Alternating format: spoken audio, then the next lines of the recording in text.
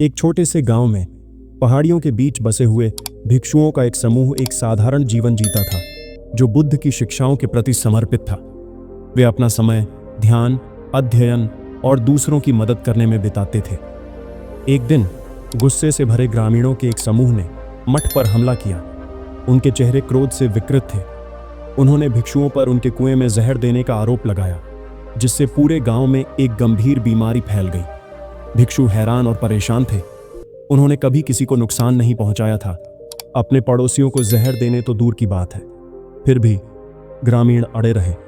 उनका गुस्सा डर और निराशा से भर गया था। अपने बुद्धिमान और दयालु नेता के नेतृत्व में भिक्षु शांत रहे। वे जानते थे कि गुस्से या डर के साथ प्रतिक्रिया करने से स्थिति केवल बढ़ेगी। इसके बजाय उन्होंने ग्रामीणों के आरोपों को धैर्यपूर्वक सुना, उन्हें सांत्वना और समझ के शब्दों की पेशकश की। ग्रामीणों के शांत होने के बाद भिक्षुओं के नेता, एक महान ज्ञान और करुणा वाले व्यक्ति ने बोला, मेरे प्यारे दोस्तों, उन्होंने कोमल और सुखदायक आवाज में कहा, मैं आपकी क्रोध और भय को समझता हूं। आप बीमारी से ग्रस्त हैं और आप किसी को दोष देने की तलाश में हैं, लेकिन मैं आपको आश्वस्त करता हूं, हमने आपको कोई नुकसान नहीं पहुंचाया है। ग्रामीण संशयी थे। उन्होंने बीमारी को तेजी से फैलते देखा था और उन्हें यकीन था कि भिक्षु ही जिम्मेदार थे।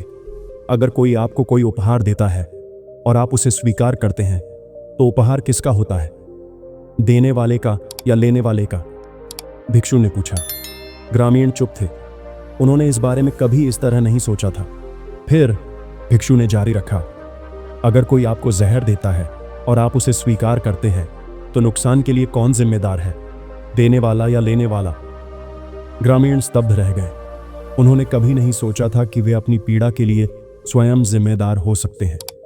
हम दूसरों के करने पर नियंत्रण नहीं रख सकते, भिक्षु ने समझाया, लेकिन हम नियंत्रित कर सकते हैं कि हम कैसे प्रतिक्रिया करते हैं। अगर कोई हमें नुकसान पहुंचाता है, तो हम उसे स्वीकार करना चुन सकते हैं या हम उसे अस्वीकार करना चुन सकते हैं।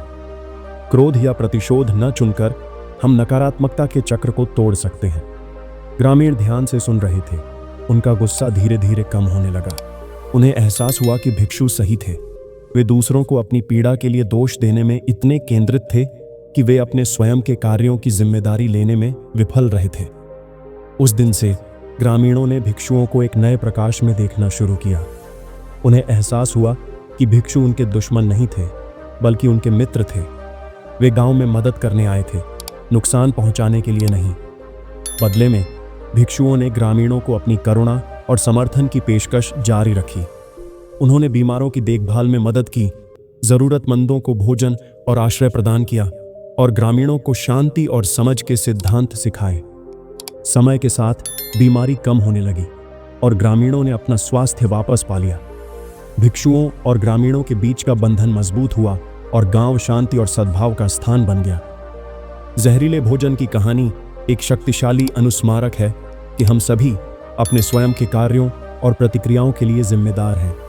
हम दूसरों के करने पर नियंत्रण नहीं रख सकते, लेकिन हम नियंत्रित कर सकते हैं कि हम कैसे प्रतिक्रिया करते हैं। करुणा और समझ को चुनकर हम नकारात्मकता के चक्र को तोड़ सकते हैं और एक अधिक शांतिपूर्ण दुनिया बना सकते हैं। धन्यवाद।